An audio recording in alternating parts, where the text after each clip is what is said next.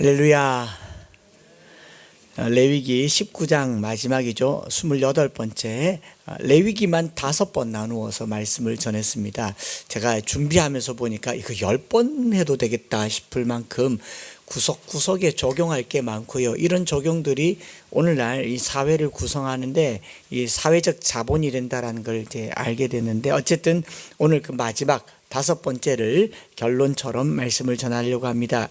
레위기 19장은 전체적으로 너희는 거룩하라 하시는 하나님의 명령에서 시작되죠. 2절에 너희는 거룩하라 라고 하는 하나님의 명령은 왜 거룩해야 할지 그 이유를 이렇게 말합니다. 이는 나 여호와 너희 하나님이 거룩함이니라 라고 얘기합니다.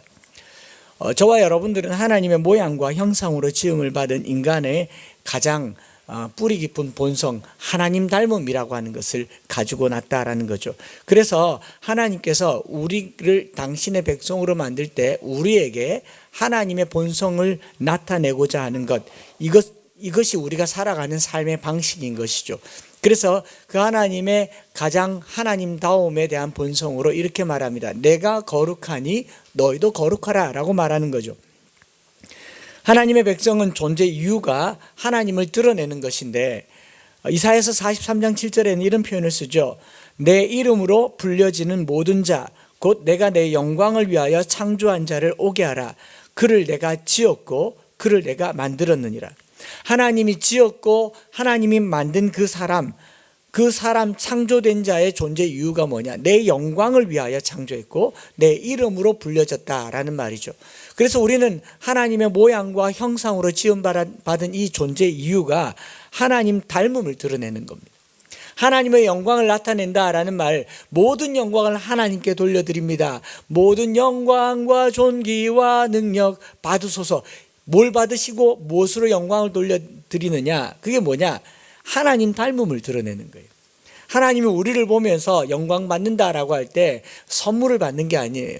이렇게 말씀하시는 거예요. 내 닮았잖아. 여러분, 자식을 보면서 가장 영광스러울 때가 언제예요? 좋은 거 할 때는 내 닮았다 그러고, 안 좋은 거 당신 닮아서 그렇잖아 라고 얘기하고, 심지어 시댁에 고모까지 다 들춰내잖아요. 안 좋은 거는. 그게 영광을 드러낸다는 거예요. 나 닮음을 드러내는 것. 하나님께서 우리를 보시면서요, 천국을 건시면서 천사들에게 저 보라고, 나 닮았잖아. 날 닮아서 저렇게 선한 거라고, 날 닮아서 저렇게 거룩한 거라고. 이게 하나님 영광입니다. 그래서 하나님 닮음이라고 하는 것을 이 히브리 말로는 형상이라고 하죠. 첼렘이라고 합니다. 우리의 모양과 우리의 형상을 따라 우리가 사람을 만들자. 첼렘이라는 말은 색이다, 조각을 하다, 우상을 만들다라고 할 때 첼렘이란 말을 써요. 이 첼렘이란 말, 형상이란 말의 뜻은 본래의 것은 아니지만 본래의 것을 닮게 만들어서 본래를 떠올리게 하는 것. 그래서 어떤 형상을 만들면 그 형상은 실제는 아니지만 실제를 떠올리게 하는 것을 이 형상, 첼렘이라고 합니다. 제일 이해하기 쉽게로는 광화문에 세종대왕의 형상이 있습니다. 이걸 히브리식으로 바꾸면 세종대왕의 형상이죠. 세종대왕 상, 세종대왕 형상입니다. 실제 세종대왕입니까? 500년 전에 세종대왕이 거기 아직 앉아 계시나요? 아니에요. 그런데 그 형상을 보면 누가 생각납니까? BTS? 수우파 아세요? 스트리트 우먼 파이터. 광화문 우먼파, 광우파. 세종대왕 형상 보면 제가 떠오릅니까?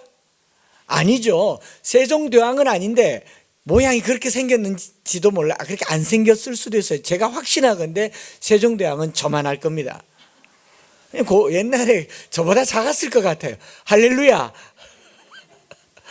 아무튼 전혀 닮지도 않았고 생기지도 않았지만 세종대왕 형상을 통해서 누구를 떠올린다? 세종대왕을 떠올린다.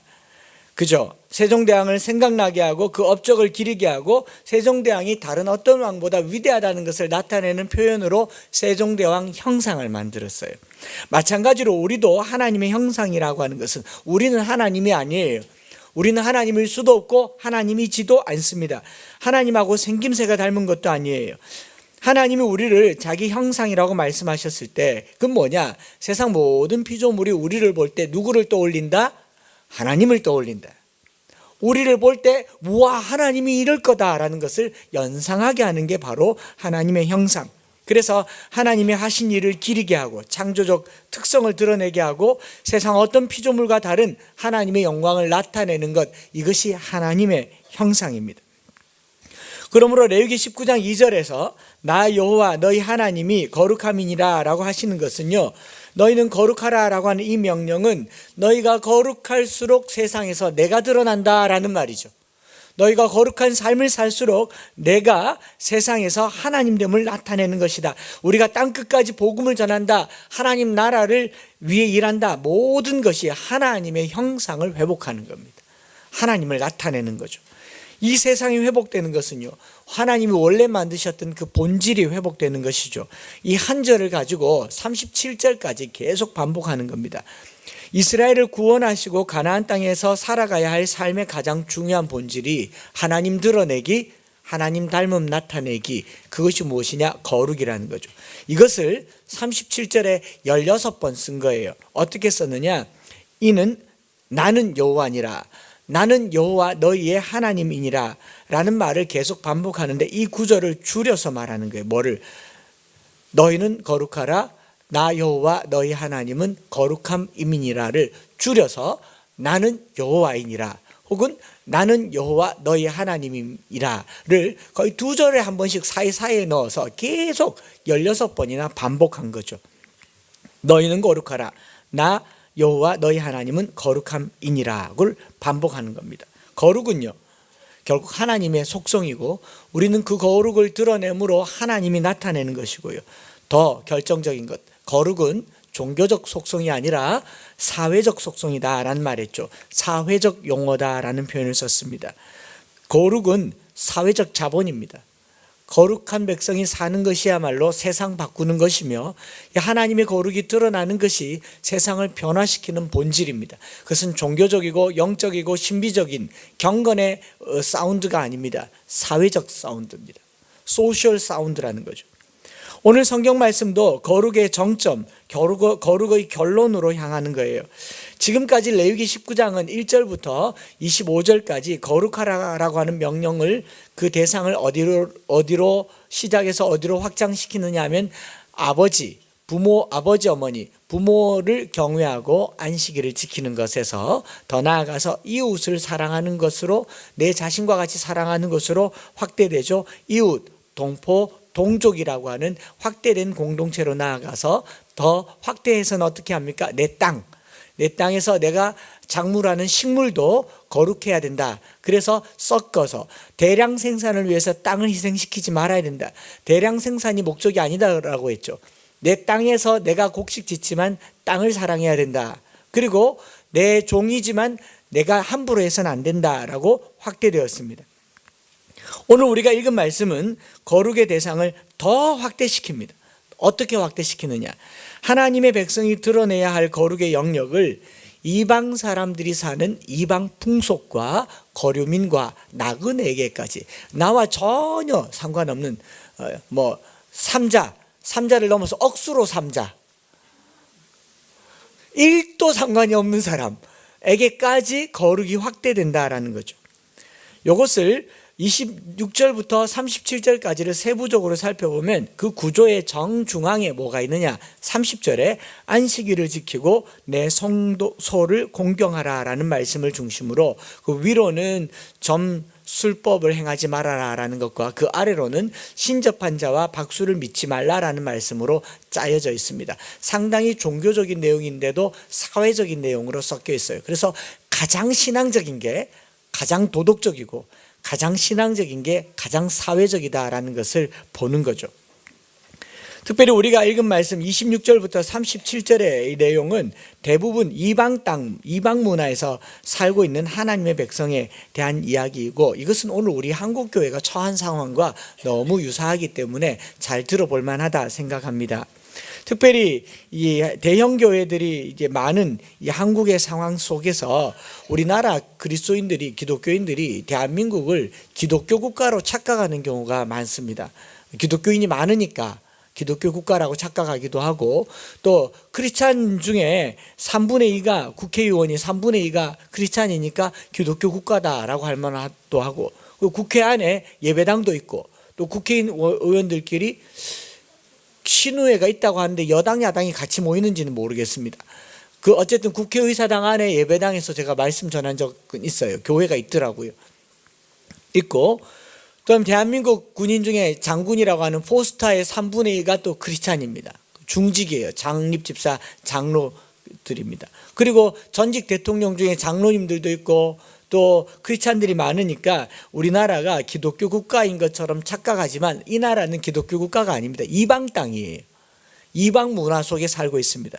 100여 년이라고 하는 긴 시간 동안에 우리나라는 100년 전에 어떤 나라였습니까? 우상을 숭배하는 나라였고, 게을렀고, 남녀 차별이 심했고, 권위적이었습니다. 그리고 가난하고 국력이 없던 그런 나라였습니다. 지난 100년 동안 기독교인들이 이 100년 동안 뭘 했느냐? 거룩을 지켜온 거예요. 거룩을 지켜왔기 때문에 이만큼 살게 된 겁니다. 그러면 앞으로 우리 한국 사회가 기독교 교회를 통해서 거룩함에 따라서 사회가 어떻게 바뀔지를 지난 역사를 통해서 우리가 짐작해 볼 수 있는 것 아니겠습니까? 그래서 그런 세상 풍속 문화들 속에서 믿음의 중심을 지키는 것을 안식일과 성소를 귀히 여기는 것, 그리고 더 나아가서 부모를 경외하고 샘머리 앞에 일어서며 노인을 공경하는 것, 이것이 지난 100년 우리 사회가 발전해 오면서 지켜왔던 겁니다.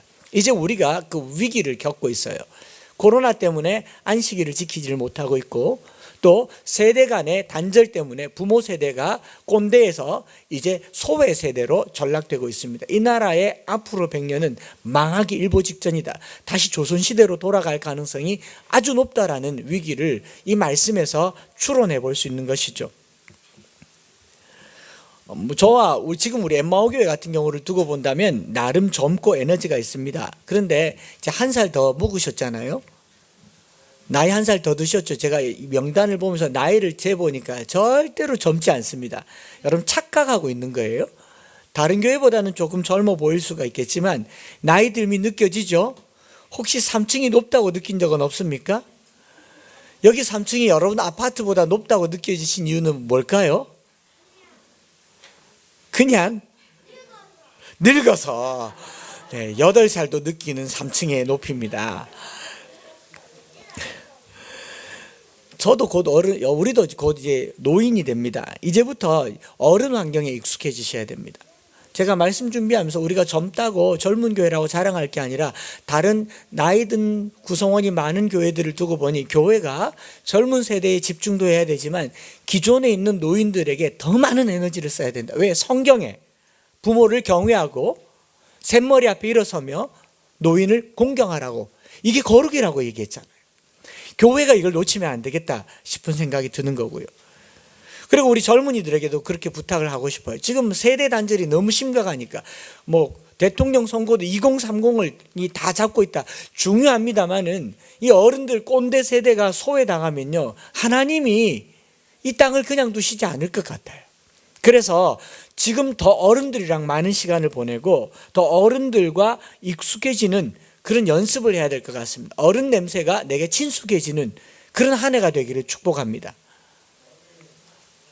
왜 아멘을 어른만 할 수 있을까요?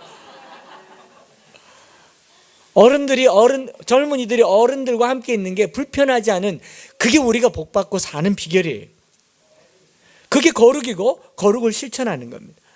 이 안식일과 어른 공경을 중심에 두고 거룩을 확대해 나가는 거예요. 이제 그 본문을 보는 겁니다. 26절부터 28절에 이런 말이 있죠.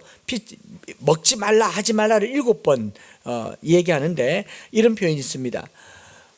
핏째 먹지 말며 점을 치지 말며 술법을 행하지 말며 가를 둥글게 깎지 말며 수염 끝을 손상하지 말며 살에 문신을 하지 말며 무늬를 놓지 말라. 요거 좀 해석을 해봐야 될 것 같아요. 전체가 한 덩어리인데 먼저 핏째 먹는 것, 점 술법을 행하지 말라라는 말을 한 묶음으로 봐야 됩니다. 피를 먹지 말란 말은 이미 17장에 얘기를 했어요. 그런데 19장에 또 피채 먹지 말라라는 이 말은 탐욕과 개인의 건강을 위해서 생명에 위협이 되는 생명윤리와 관계되는 부분이기보다 19장의 이 본문은 종교적이고 제의적인 부분과 관련되어 있습니다. 그러니까 점을 치는 것과 주수라는 것에 붙어서 피채 먹지 말라라고 했기 때문에 이 우상숭배와 관련된 부분입니다. 우상숭배, 점, 술수와 같은 행동으로 피채 먹는 게 포함된 것이죠. 그리고 왜 이런 말씀을 했는지를 생각해 보려고 하는 거예요. 이게 거룩과 어떤 상관이 있는가 사회적으로 풀어보려고 합니다. 여러분, 그 점과 술법, 마법, 주술 언제 왜 합니까? 뭔가 좋은 일을 기대하는 사람들의 심리에서 나오는 거죠. 잘 되게 하려고 하는 거잖아요. 애군을 제거하고 행운을 가져오게 하는 방법으로 점을 칩니다. 술법, 마법을 행합니다. 즉 주술적인 방법으로 자신에게 해로운 것은 제거하고 좋은 것을 가져오는 것, 이것이 점이나 마법, 술법을 쓰는 겁니다.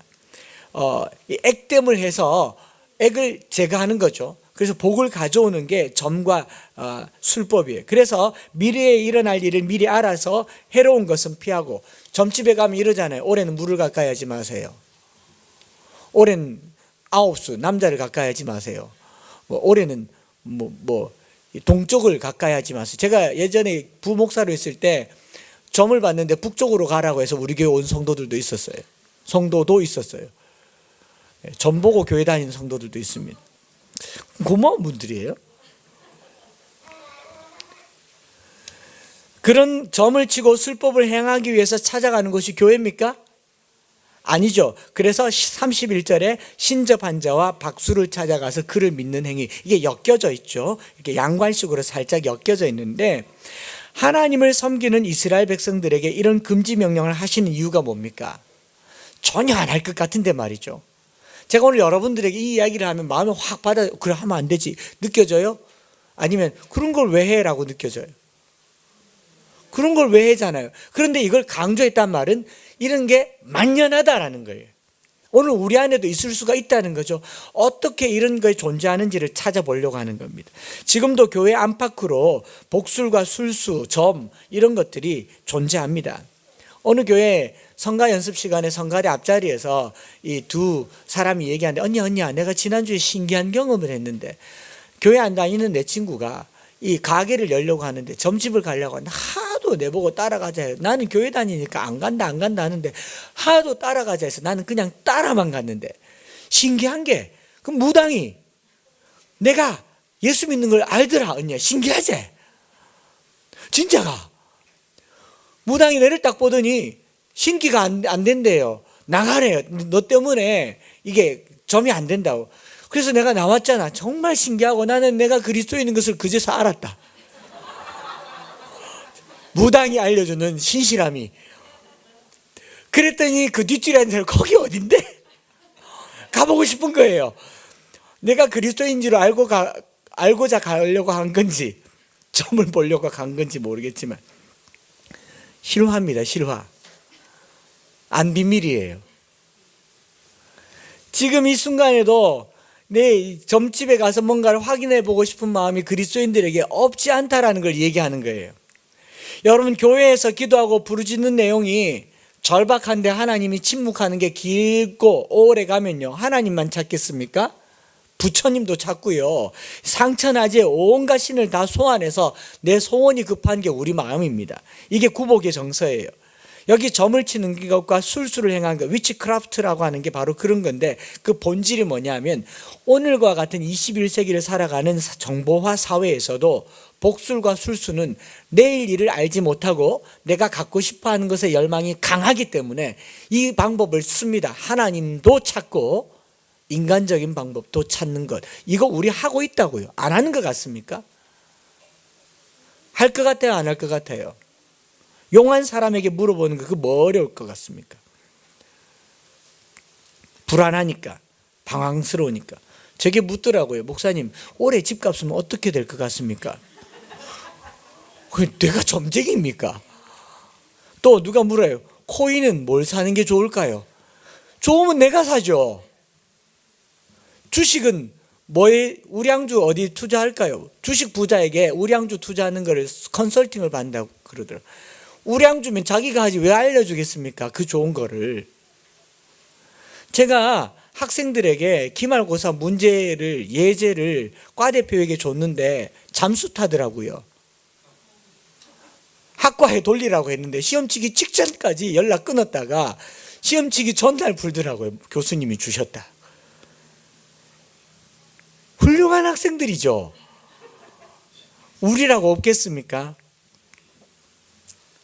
확실한 것은 내일 일을 모르는 사람들의 불안함이 오늘 무당을 만듭니다. 용하다는 점쟁이를 만들고, 이 우리나라에요, 점치는 사람이 얼마나 많은지 제가 쳐보니까 역술인, 공식 등록된 역술인이 30만 명입니다. 성인 150명당 1명이 점을 치는 사람입니다. 점집에 가는 사람이 아니라 점을 보는 사람이라고요. 교회에만 있어서 잘 모르겠지만 시내의 관광지에 어디 가보면 곳곳에 두 집 걸러 한 집씩 타로점이 있습니다. 운세, 연애, 사업점 다 봐줍니다.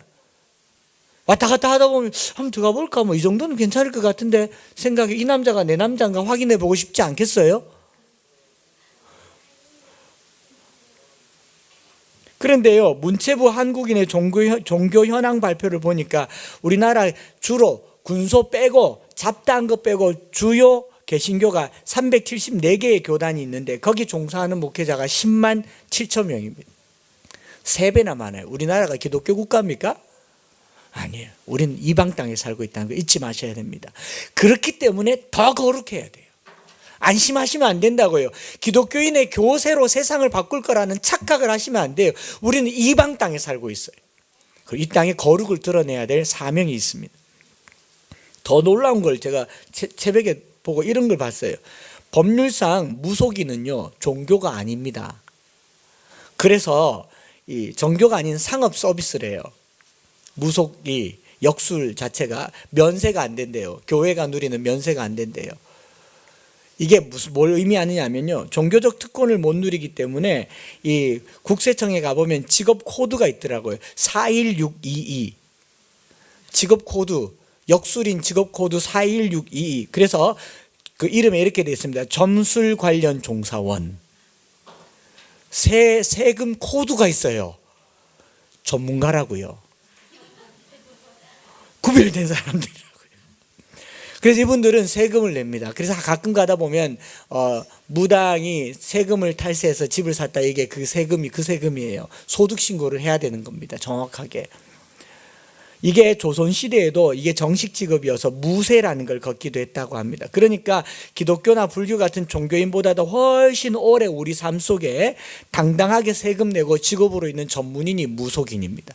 하나님은 오죽 하지 말라 했겠습니까? 그리고 정치인들이고 뭐 누구고 사업가고 간에 다 용한 점쟁이들이 끼고 있습니다. 대기업에서요, 인터뷰 볼 때 여러분 관상 보는 거 아세요? 역술인 두고 뽑는데요, 유명한 기업에서는. 그게 우리 정서에 왜? 잘 돼야 되니까.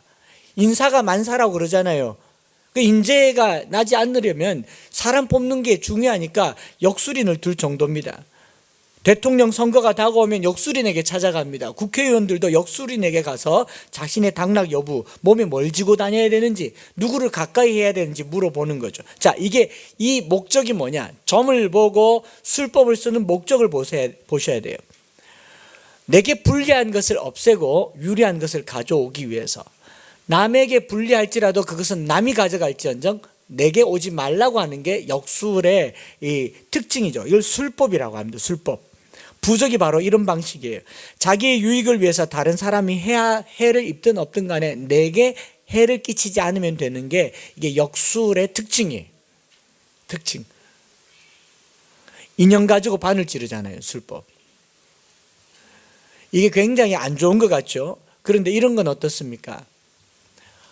국가대표 선수를 뽑는데 내가 만년 2등이에요. 1등을 해야 국가대표가 되는데 내 마음 한켠에 1등이 넘어지기를 바라겠습니까? 잘하기를 바라겠습니까? 배탈 안 나나? 심하게 말고 아주 가볍게 오다가 참 일렸으면 좋겠고. 그래서 이렇게 말하죠. 어부지리로 1등 되는. 여러분 인터넷에서 쇼트트랙 최연장 1등, 어이없는 1등 쳐보세요. 호주 선수인데 국가대표로 겨우 선발돼서 이제 은퇴하기 직전에 이번에 그냥 참가의 의의를 가지고 예선전을 들어간대. 쇼트트랙은 계속 가잖아요. 마지막에 경쟁이 심한데 자기는 꼴등이니까 늘 꼴등인데 꼭 결승전 앞에서 한 사람이 서로 자리 차지하다가 넘어져서 한 사람 넘어지니까 2명, 3명, 4명 다 넘어져서 혼자 들어가서 예선 통과. 준결승도 우리나라 선수도 있었고요. 거기 유튜브에 정말 웃기는 영상입니다. 그래서 결승전 갔는데 결승전에서 우리나라 선수가 2명, 뭐 또 캐나다 선수가 있고 이렇게 있는데 한 바퀴 반을 뒤졌는데 그 결승선 입구에서 3명 다 떨어져 가지고 자빠져 가지고 유유하게 1등에서 금메달 땄습니다. 하나님이 하신 일이라고 밖에. 여러분 1등이 중요한 사회에서요, 만년 2등, 3등, 4등은요 1등이 실수하기를 간절히 바라는 게 우리 사회예요. 그렇지 않습니까? 이게 역술이고 술법이고 점입니다. 남이 잘 되지 않아야 내가 잘 되는 사회에 살고 있는 게 이게 점의 정신이고 이게 술법의 정신이라고요. 점과 술법은 단순히 미래일에 대한 불확실성에서 출발하지만 그 뿌리 깊숙한 곳에는 나의 이기심과 탐욕과 내가 잘 되기 위해서는 누군가는 손해를 봐야 된다는 이 탐욕이 자리 잡고 있는 것, 이걸 얘기하는 겁니다. 성경은요 그렇게 말하지 않습니다. 우리 삶 속에요 형통한 날도 있고 곤고한 날도 있다. 일이 잘 되는 날도 있고 안 되는 날도 있다. 형통한 날에는 기뻐하고 곤고한 날에는 생각하라 라고 말하지 않습니까? 그래서 전도서 7장에서는 이렇게 말하죠. 14절에 하나님이 이 형통한 날과 곤고한 날 두 가지를 병행하게 하사 사람으로 그 장래일을 능히 헤아려 알지 못하게 하셨느니라. 때로는 하나님께서 미래일을 예수님께도 숨기신 적이 있어요. 때와 시기는 나도 알지 못한다. 그런데 우리는 그 장래일을 알아서 뭐합니까? 장래일을 알면 내게 유익하도록 해요, 남에게 유익하도록 해요. 내게 유익하도록. 남은 어떻게 되든 상관이 없어요. 그래서 점과 술법의 특징은 내가 복을 받는 방법에서 더 나아가 타인이나 사물에 저주를 심어 액땜을 통해 그 복을 내 것으로 만드는 그 방법을 사용하고 있는 겁니다. 제일 대표적인 이 고전 동화가 있습니다. 거울아 거울아 누가 세상에서 제일 예쁘니. 뭐라 그래요? 백설공주가 제일 예뻐요. 그러면 그 소리를 들으면 뭘 해야 됩니까? 내가 좀 더 노력해서 피부 마사지를 받고 보톡스를 하고 수술을 하고 거울아 거울아 누가 세상에서 제일 예쁘니 이래야 되잖아요. 근데 이 마녀는 뭘 선택합니까? 백설공주를 죽이는 방법을 선택하는 거죠. 사과를 먹였어요. 백설공주를 딱 죽였어요. 거울아 거울아 누가 세상에서 제일 예쁘니. 이때 정확한 대답은요 이거여야 합니다. 예쁜 여자는 죽었습니다. 그런데 우리 경쟁사회는 이거를 이해하지를 못해요. 저가 죽으면 내가 1등이 될 거라고 생각하는 거예요. 아주 잘못된 생각입니다. 1등이 죽으면 1등이 없는 거죠. 이해되세요? 논리에 문제가 생긴 겁니다. 성도가 점과 술법을 사용하지 않는다라고 하는 것은 내 복이 타인에게 불행이 되지 않도록 해야 된다는 굉장히 중요한 이야기. 내가 복을 받는데 누군가 불행하다, 그럼 결코 복일 수가 없습니다. 내가 누군가의 피눈물 흘린 집을 경매로 샀다, 그럼 복이 아니에요. 좀 더 많이 주고 사야죠. 타인의 영광을 가로채는 것은 내게 복이 될 수가 없습니다. 하나님께서 이것을 거룩과 관련해서 말씀하시는 겁니다. 우리 평상시에는 점을 안 씁니다. 술법을 안 써요.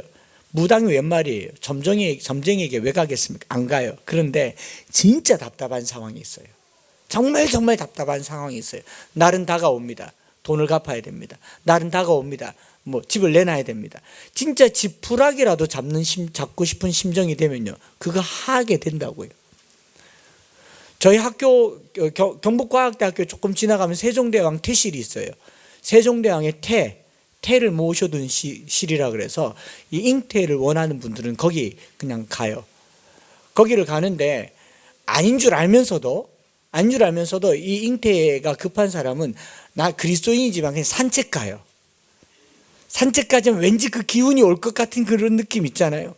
거기 가기 전에 절이 있는데 천년 된 은행나무가 있어요. 왠지 그 기운이 올 것 같은 느낌이 들죠? 왜일까요? 사람은 절박하면 찾게 돼 있습니다. 성경의 사울 왕도 너무 답답하니까 엔돌의 신접한 여인을 찾았지 않습니까? 하나님의 기름 부음 받은 사람도 신접한 여인을 찾아 답답하니까. 여러분, 심지어는 개척교회를 준비하면서요, 좋은 몫을 무당에게 전보는 사람도 있습니다. 아닌 듯 합니까? 목사님의 어머님 중에 예수님 안 믿는 어머님은 자기 아들 잘 되라고 이름을 절에 올리고 점집에 갖다 놓기도 합니다. 왜요? 중요한 건 잘 되는 거니까. 잘 되는 거지, 성공하는 거지. 그것 때문에 우리는 영혼을 파는 거예요. 굉장히 심각한 일이 교회에 있을 수 있다. 여러분, 이 이야기의 핵심은 이겁니다. 타인의 불행을 나의 요행으로 여겨서도 안 되고, 나의 요행을 위해서 지나치게 구복을 해서도 안 되며요. 여기에요, 우리는 사는 것이 하나님의 은혜라는 것을 뼛속 깊이 고백하며 사는 사람. 우리가 사는 모든 삶은 하나님의 은혜입니다. 그렇기 때문에 굶어도 하나님의 날개 그늘 아래서 굶어야 되며, 죽어도 하나님의 품 안에서 죽어야 되며, 고난을 당해도 십자가 앞에서 엎드려져야 되고, 그게 우리의 삶인 거죠. 그 곤고함을 경험해야 하나님이 살아계시다는 것을 느끼게 되는 겁니다. 이 경험을 못 느끼니까 하나님께서 뭐라고 해요? 안식일을 기억하여 지켜라, 성소를 귀히 여겨라. 왜 이 말을 쓰는 줄 아세요? 시간과 장소를 구별해야 너희가 나를 외면하지 않는다라는 거예요. 27절과 8절도 조금 더 살펴볼게요. 머리 모양과 문신에 대한 건데, 머리가를 둥글게 깎지 말고, 이거 투블럭 하는 거죠. 수염 끝을 손상하지 말고. 제가 오늘 급하게 나와서 마스크를 쓰고 있으니까 면도를 안 했더라고요. 그래서 기도할 때 긴급하게 가서 얼른 하고 왔어요. 2초 동안. 참 큰일 날 뻔했습니다. 제가 면도를 하고 왔는데, 이게 무슨 말이냐, 머리 모양을 단장한다, 치장한다라는 것과 관계되는 게 아닙니다. 이것도 미신과 관련돼 있는데, 고대 사회에서 머리카락이 자라잖아요. 죽어도 머리카락이 자라잖아요. 여기 생명이 있다고 생각하는 겁니다. 머리카락을 잘라서 신에게 바치는 거를 내 생명을 바치는 형태로 썼던 거예요. 이게 확대되면 사람을 죽이게 됩니다. 그렇죠? 그래서 이것도 우상숭배와 관계되어 있고, 또 빨리 좀 넘어갈게요. 문신에 대한 기록이 있는데, 요즘 타투 많이 하잖아요. 타투. 저희 집에도 타투가 있습니다. 그래서 제가 이걸 가지고 심각하게 고민을 했습니다. 하나님이 이거 좋아할까 생각을 하면서 제 나름대로 사랑하는 아들, 딸들을 위해서 타투에 대해서 제대로 된 해석을 드릴 테니까 여러분들이 많이 이해하시고 들으시면 좋겠습니다. 잘 보십시오. 28절에 너희 살에 문신을 하지 말려, 무늬를 놓지 말라. 앞에 뭐가 있습니까? 죽은 자 때문에. 이것도 이 타투 문신을 하는 것은 뭐냐면요, 그 몸에 문신을 하는 것 자체를 말하는 게 아니라 죽은 자 때문에 라는 표현이 중요해요. 고대 사회에서 질병과 죽음은 신의 세력으로 인식하기 때문에 죽은 사람을 애도하는 방식으로 자기의 살에 상처를 냅니다. 몸에 살을 베어서 상처를 내면서 어떻게 하냐면, 이 죽은 자도 죽은 것도 애석한데 신이 죽은 자를 괴롭히지 말라고 나를 좀 괴롭히는 방식으로 자기 죽은 망자를 위로하는 방식으로 몸에 살집을 내는 거예요. 무늬를 놓지 말라라고 하는 거고, 그 다음에 무늬를 만든다라는 게 문신인데, 고대 사회에 문신을 몸에 새기는 것은요, 노예나 종이나 어떤 조직들의 소속을 나타낼 때 몸에 문신을 새깁니다. 그러니까 조폭이 문신을 새기면 조폭에 무슨 계보가 있잖아요. 그렇죠? 한 사람은 호랑이 머리, 한 사람은 몸뚱, 한 사람은 꼬리, 붙여야 한 마리 되는 이런 것도 소속감을 나타냈는데, 한 사람은 호랑이 머리, 한 사람은 뱀 꼬리, 그러면 조직이 다른 거죠. 그런 것처럼 몸에 뭔가를 새긴다는 것은 의미를 부여하는 건데, 염색 기술도 없고 식별할 수 있는 어떤 소속에 대한 집단 표현이 불가능할 때, 고대 사회 전쟁 나갈 때요, 뭘 하느냐? 얼굴에 색칠을 합니다. 검은색을 칠하기도 하고 빨간색을 칠하기도 하고, 우리나라 군인들이 군복으로 아군과 적군을 식별하듯이 몸에 뭘 칠하거나 치장을 통해서 뭐 수백 명이 붙으면 누가 내 편인지 알겠어요. 그러니까 그런 식별하는 사인들을 하는 것이 전통이 되어서 소속이 어디냐를 드러내는 게 문신인데, 그러니까 이 편 소속될 때 문신을 하잖아요. 그런데 진짜 좋은 편이 나오면 그쪽에 영구 소속되고 싶겠죠? 그걸로 새기는 거예요. 주로 누구에게 새기냐면 태양신이 나오면 태양신에게 소속되고자 하는 하나의 표현으로 문신을 새기는 겁니다.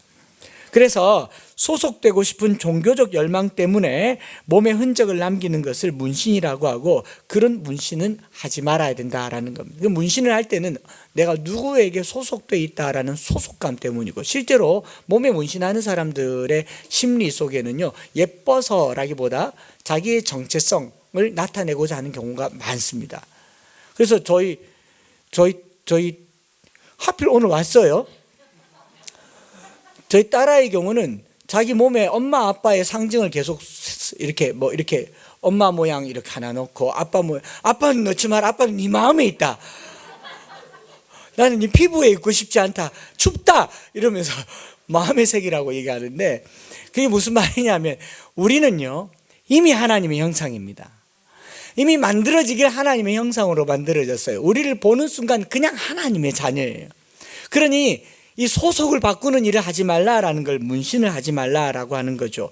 조금 더 설명을 나가볼게요. 사람은 원래 하나님 형상을 가지고 있으니 무엇을 새기지 않더라도 본질적으로 하나님의 소유입니다. 기왕이면 예쁘게 하는 것도 좋은데 이 문신의 의미를 알면 더 좋겠다라는 생각이 들었고요.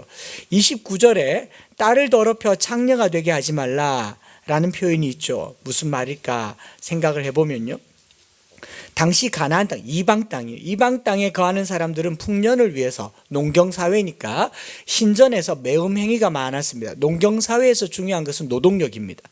요즘으로는 경운기나 트랙터 같은 농기겠지만 고대사에서는 노동력이 일꾼이고 노동력을 생산하는 게 여성이기 때문에 여성들이 더럽혀서 생산의 도구로 전락하는 사례가 아주 많았습니다. 농경사회에 남성 인력을 주로 하는 노동사회에서는 노동을 생산하는 생산자로서만 여성들이 존재했기 때문에 중요한 순간에 항상 희생당하는 것이 누구다? 여성이었어요.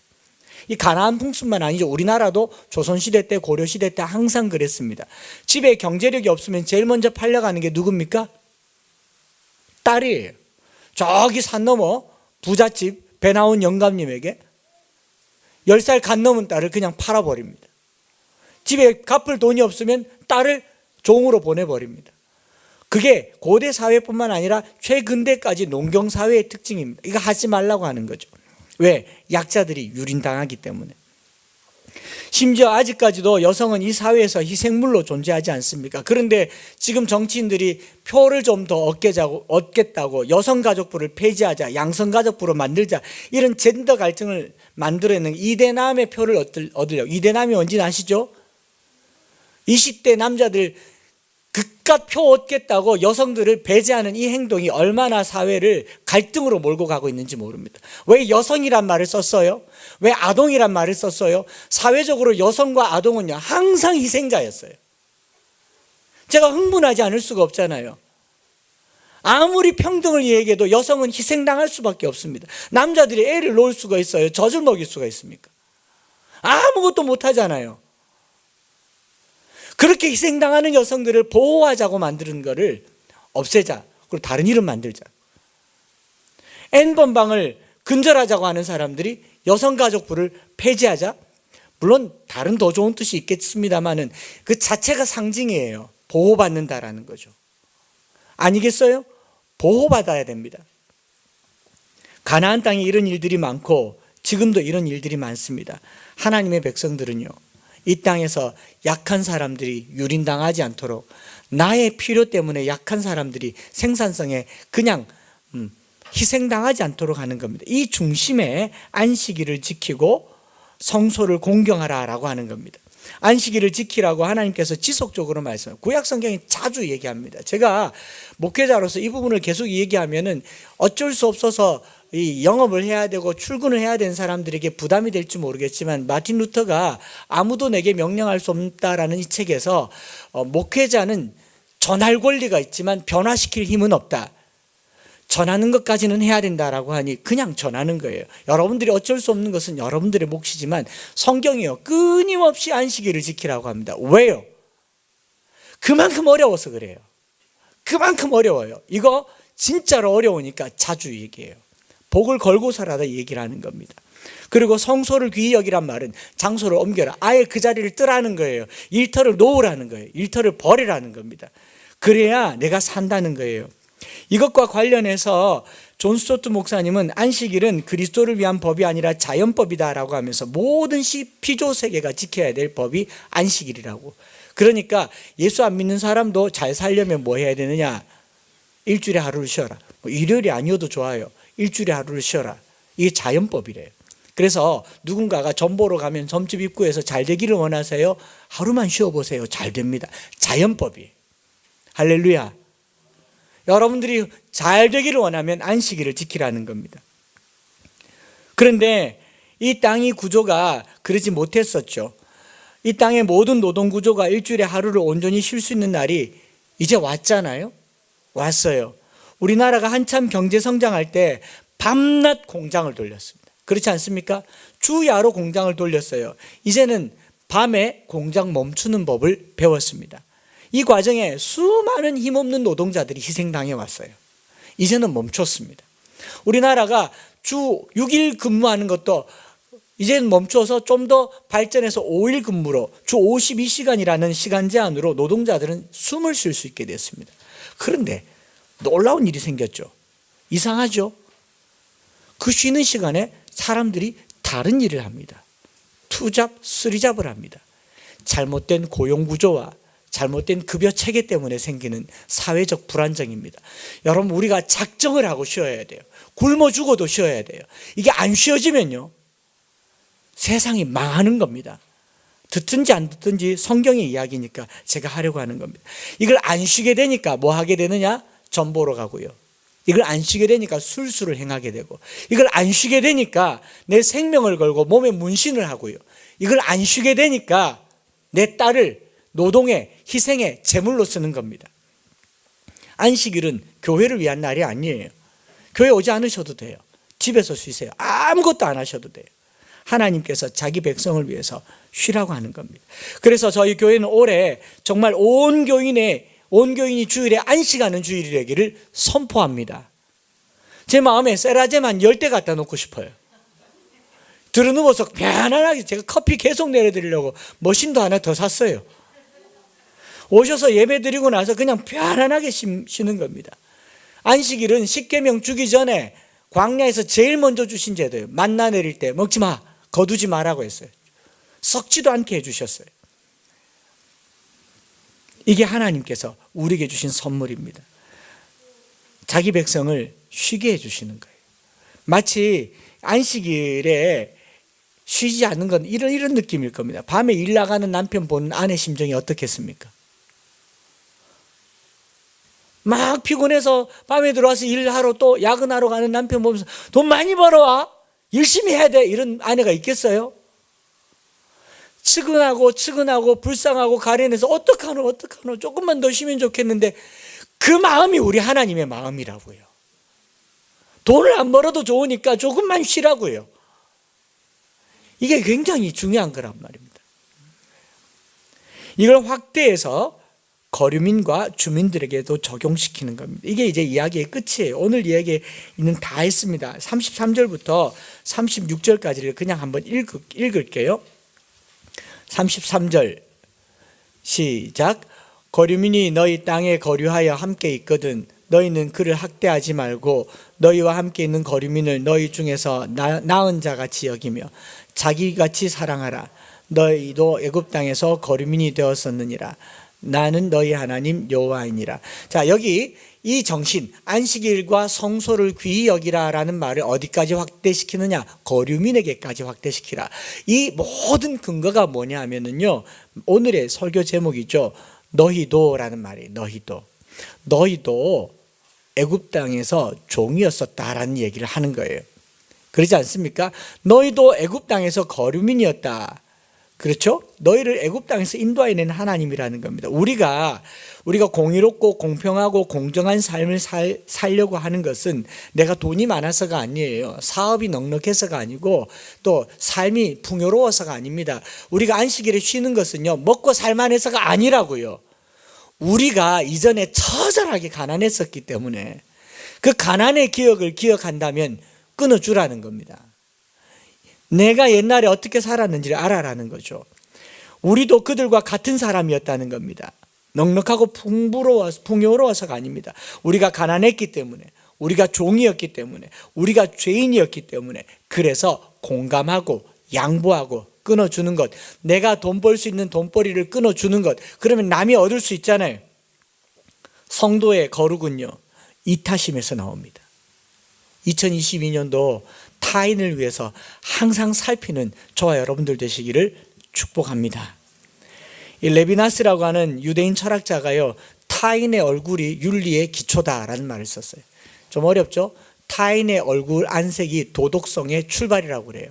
타인이 힘든 표정을 지으면 거기에 쉼을 줘야 되는 거예요.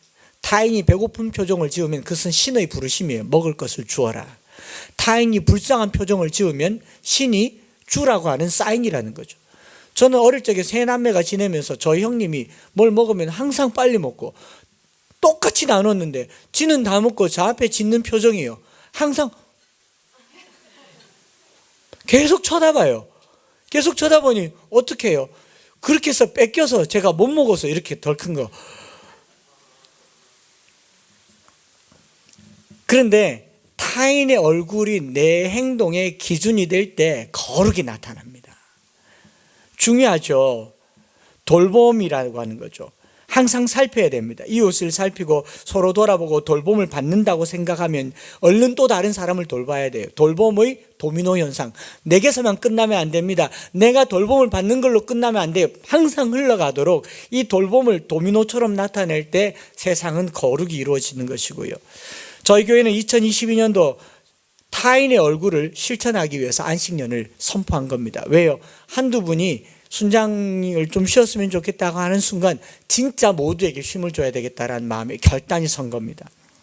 교회를 위해서 애쓰는 가장 가깝게는 제 아내와 그리고 우리 순장님들과 장로님들, 아직 안식일의 의미가 잘 이해가 안 되면 여러분 토요일 날 교회에서 매일 청소하시는 분이 누구신지, 토요일 날 어떻게 교회가 이렇게 깨끗한지를 아직까지 한 번도 생각해 보지 않았더라면 그분을 쉬게 해주기 위해서 여러분들이 토요일 날 교회 오는 게 안식입니다. 제 마음에 그런 생각이 들었어요. 한 번도 토요일 날 교회 와본 적이 없다면 내가 올해에는 교회 오는 게 안식이에요. 그 사람들의 짐을 들어주는 게 안식이에요. 올해 저를 안식하게 하려고 권우칠 전도사님이 오셨지 않습니까?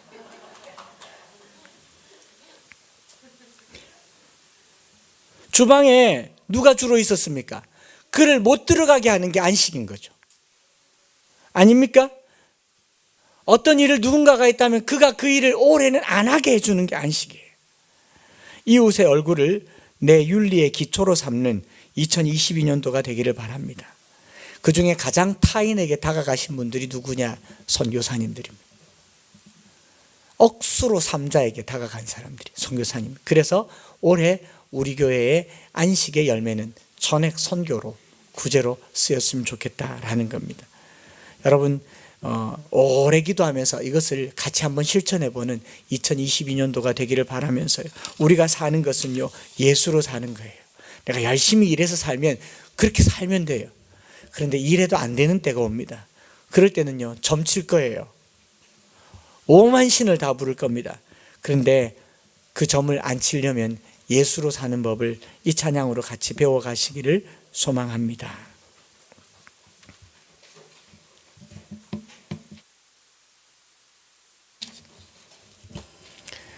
알 수 없는 보이지 않는 끝도 없는 막막함, 디딜 것도 머물 것도 쉴 것도 없는 삶. 이 찬양, 이 어둠 속 암흑 한가운데를 홀로 바라보시는 분, 아무도 없는 그곳으로 다가오시는 한 사람, 예수 살리시는 분. 우리 예수님께서 올해 우리의 삶을 살리시기를 바라는 마음으로 이 찬양 드리며 함께 기도하고 제가 축도하겠습니다.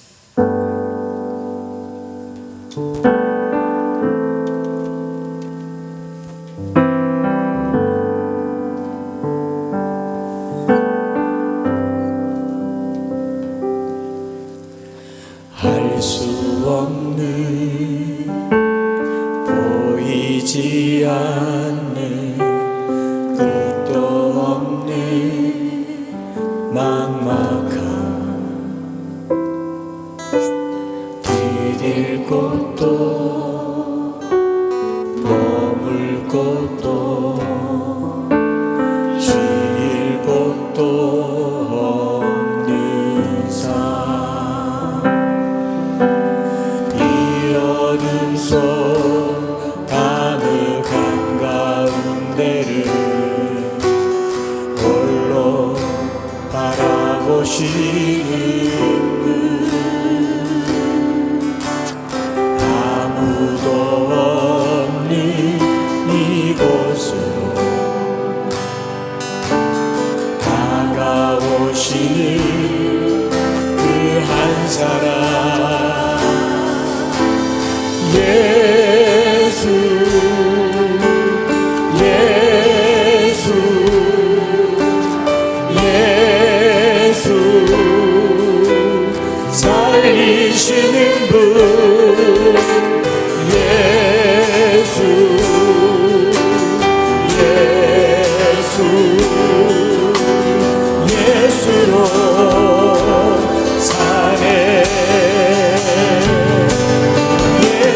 사네, 그 힘으로 서네, 예수와 걷네, 그의 길로 걷네, 그 안에서 보네, 그 영광을 보네, 예수로, 예수의 삶으로 사.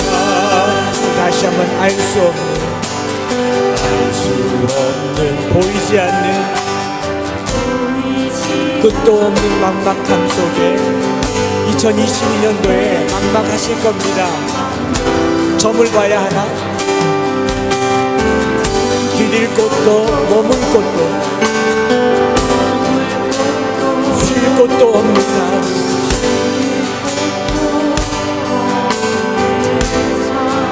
이 어둠 속 암흑한 가운데를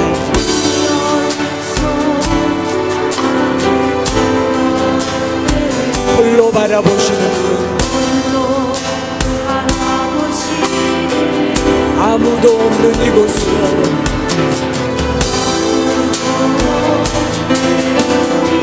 다가오시는 우리 주님, 그 한 사람, 예수,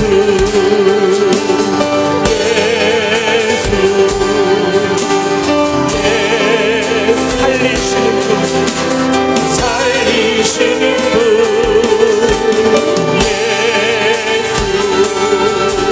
우리 2022년도의 이 해를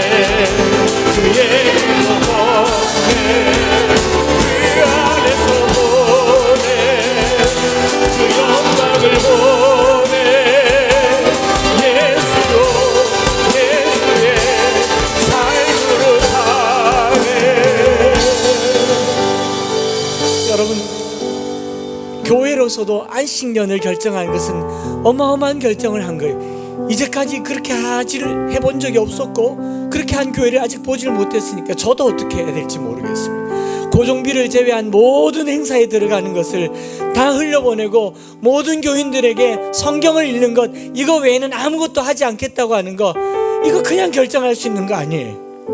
우리도 마찬가지입니다. 안식일을 기억하여 구별하고 성소를 소중히 여겨라. 그 자리를 떠야 됩니다. 거기 앉아서는 일이 손에 잡히지 안 되지 않습니까? 우리가 이 한 해 동안요, 하나님 앞에 끊어가는 한 해가 되기를 원합니다.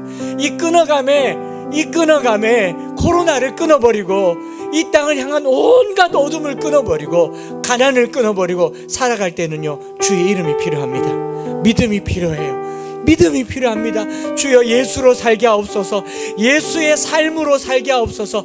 여러분들이 뭔가를 못해서 교회에 손해를 끼친다 전혀 생각하지 마세요. 교회도 다 흘려보낼 거고 우리의 삶도 다 흘려보낼 텐데 우리가 온전히 안식하는 한 해가 될 수 있도록 우리 주여 한번 부르짖고 이 해에 엠마오 교회나 모든 성도들이 예수로 살게 하여 주시옵소서. 합심해서 기도하겠습니다. 주여, 예수로 사네, 그 힘으로 서네, 예수와 가네, 그의 길로 걷네, 그 안에서 보네, 그 영광을 보네. 주여, 우리가 점을 보고 순법을 행하는 게 왜 없겠습니까? 사네, 그 힘으로서 우리의 삶에 예수 그리스도 그 이름으로 살기를 원합니다. 믿음으로 살기를 원합니다. 그 안에서 보내, 그 영광을 보내, 예수로, 예수의 삶. 주여, 2022년도를 믿음으로 살게 하소서. 그 힘으로 서게 하옵소서. 예수로 가게 하옵소서.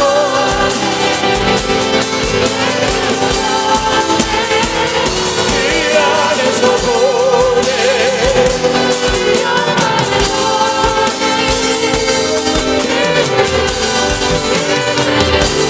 삶으로 사네.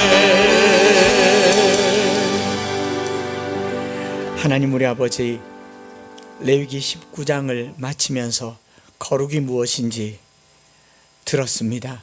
배웠습니다. 차근차근 기억을 되새겨가며 이 세상의 거룩한 백성으로 하나님을 드러내는 2022년도가 되게 하옵소서.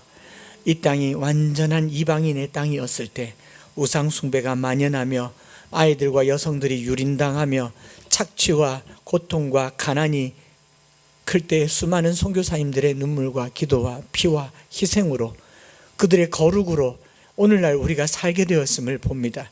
이제 이 거룩을 우리가 지켜가게 하여 주옵소서. 안식일을 기억하고 성소를 귀히 여기며 우리가 이 땅에서 내가 원하는 것을 갖고자 타인의 불행을 추구하는 것이 아니라 타인의 행복을 위하여 나의 것을 희생하는 십자가의 삶을 살게 하여 주시옵소서.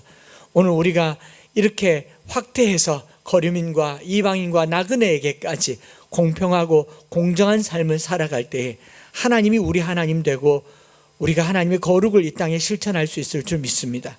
시간을 끊어가게 하시고 삶을 끊어가게 하시고 안식할 수 있는 2022년도가 되게 하여 주옵소서. 타인의 안식을 위해 내가 수고하는 이 안식, 참 안식이 되기를 원합니다.